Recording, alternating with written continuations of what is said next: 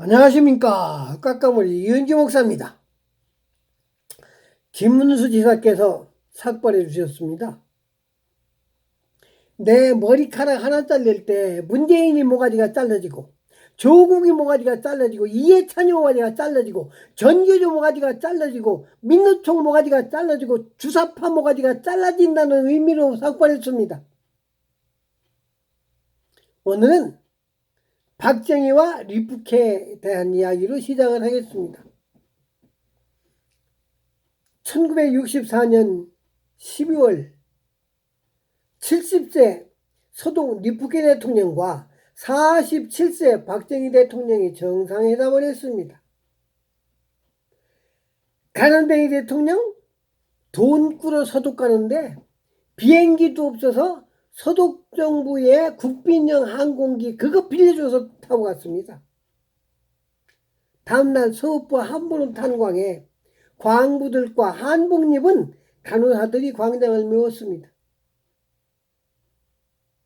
소독 광부들로 구성된 브라스 밴드가 애국가를 연주합니다.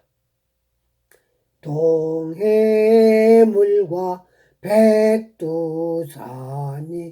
마르고 닳도록 하느님이 구하사 우리나라 만세 무궁화 삼천리. 행사장은 울음바다. 대통령이 손수건으로 눈물을 훔치고 코를 풀고 연설을 시작합니다. 여러분, 만리 타양에서 이렇게 상봉하니 감개가 무량합니다.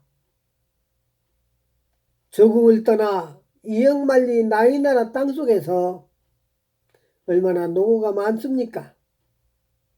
이 탄광에 여러 나라 사람들이 일하는데 그 중에 한국 사람들이 제일 잘한다는 칭찬을 기쁘게 생각합니다. 광원 간호사 여러분, 괴롭고 힘들 줄 압니다.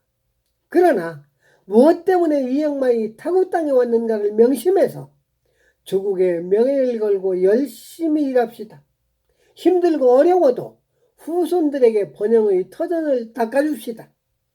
나는 몹시 부끄럽고 가슴 아픕니다. 대한민국 대통령으로서 무엇을 했나 가슴에 손을 얹고 반성합니다. 여러분, 나에게 시간을 주십시오. 우리 후손들은 절대로 타국에 팔려나오지 않도록 하겠습니다. 대통령도 울고 광부, 간호사, 영부인, 리프케 서울 대통령 온통 울음바다. 대통령 연설은 끝을 맺지 못했습니다. 파우더 담배 500각 전달하고 광부, 간호사들과 일일이 악수하며 달기뚜껑 같은 눈물을 쏟았습니다. 얼마나 울었는지 대통령도 영부인도 시선을 바로잡지 못합니다. 대통령은 차에서도 울음을 멈추려고 어깨를 들먹들고 그 눈물이 리프케 서독 대통령을 감동시켰습니다. 서독 대통령이 자기 손수건으로 눈물을 닦아주며 울지 마십시오. 잘 사는 나라 만드십시오. 우리가 돕겠습니다. 1964년 12월 서독 한보름 탄광에서 있었던 우리 현대사의 한 페이지였습니다. 1976년 간호사 1만 30명, 광부 7,800명이 벌어들이는 연간 5만 달러는 당시 우리나라 GNP 2%였습니다. 이 한보름 탄광에 2017년에 박정희 대통령 연설 기념비가 세워졌습니다. 진심으로 축하하는 바입니다. 서독에 박정희 기념비가 세워졌는데 나라 부자 만든 박정희 기념관에 땡전 한 푼 안 넣은 국개놈들이 말이야. 빨갱이 김대중 기념관 10조 8천억 공사엔 3조 3,800억을 국고에서 퍼주는 아문법 통과로 건설이 완료되었습니다. 가보십시오. 눈깔 뒤집힙니다. 천안함 전사자 1인당 3,100만원. 이게 보상금입니까? 코끼리 비스켓 값입니까? 5.18 사태는 김대중이 북한 특수군 600명 들여다 일으킨 김대중 내란 음모 사건입니다. 왜 5.18 유공자입니까? 5.18 광주 폭도에겐 6억에서 8억 퍼주고, 미역당 간첩에겐 6억에서 25억 퍼주고, 세월호 사망자 8억 5천에서 12억 5천 퍼주는 게 이게 나랍니까? 국민소득 68불에서 27,000불 부자 만들어준 박정희 기념관에 땡전 안 푸는 국개놈들이 말이야. 이민군 들여다 일으킨 5.18 폭동에겐 나랏돈 막 퍼주는 이유가 뭐야? 여러분, 화통 터지지 않습니까? 나는 근대화에 앞장서던 사람으로 분통이 터집니다. 대한민국은 여러분과 나의 피땀과 쌈짓돈으로 건설한 나라입니다. 세계 11번 제살사는 나라, 5대 무역국가입니다.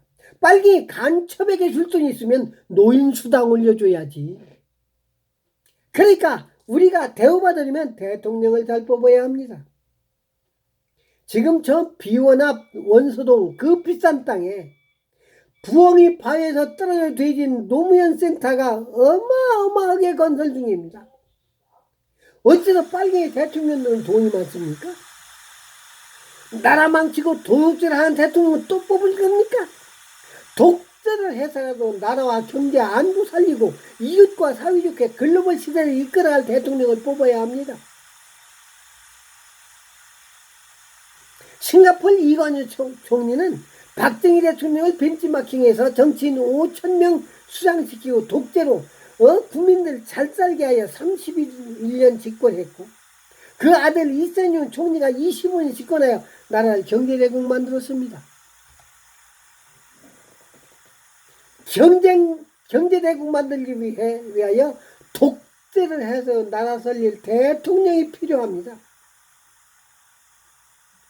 문재인을 10월 3일에 끌어내고 어부당에 탄핵된 박근혜 대통령 복귀시켜 임기 채우게 하고, 독재할 만한 배짱 있는 대통령, 당신은 2000년 저주받을 거 대놓고 할 만한 배짱 있는 사람이 말입니다. 이런 대통령이 나와야 한다고 말입니다. 부정부패 뿌리 뽑아 정치권 도둑들 발붙이지 못하게 할 대통령. 정치권 도둑들이 다 떼쳐먹은 나라 경제가 이 모양입니다.